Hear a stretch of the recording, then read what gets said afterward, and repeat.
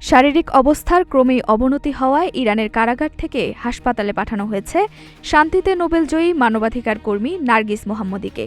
তার আগেই তাকে জামিন দেওয়া হয়।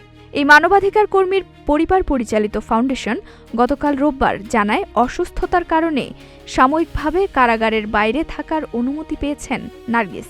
গত সপ্তাহে নার্গিসের পরিবারের সদস্য ও সমর্থকেরা তার স্বাস্থ্যের অবস্থা নিয়ে আশঙ্কার কথা জানিয়েছিলেন। বলা হয়, বছরের শুরুতে কারাগারে দুবার হৃদরোগে আক্রান্ত হয়েছিলেন নার্গিস। পর্যাপ্ত চিকিৎসা না পেয়ে কারাগারে থাকলে সেখানেই তার মৃত্যু হতে পারে। এক বিবৃতিতে নার্গিস মোহাম্মদী ফাউন্ডেশন জানায়, পরিবারের আবেদনের পরিপ্রেক্ষিতে রাজধানী তেহরানের পারস হাসপাতালে নার্গিসকে ভর্তি করা হয়েছে। নিজস্ব চিকিৎসকেরাই তার চিকিৎসা করছেন।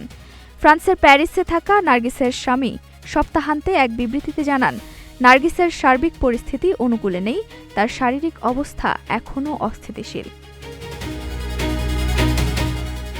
নার্গিসের বয়স 53 বছর। সর্বশেষ দফায় গত 12 ডিসেম্বর থেকে তিনি কারাগারে আছেন। তখন ইরানের পূর্বাঞ্চলের মাশহাদ শহরে একটি স্মরণ সভায় অংশ নিয়েছিলেন নার্গিস। সেখান থেকেই তাকে গ্রেপ্তার করা হয়। নুসরাত জাহান জেরিন, নাগরিক প্রতিদিন।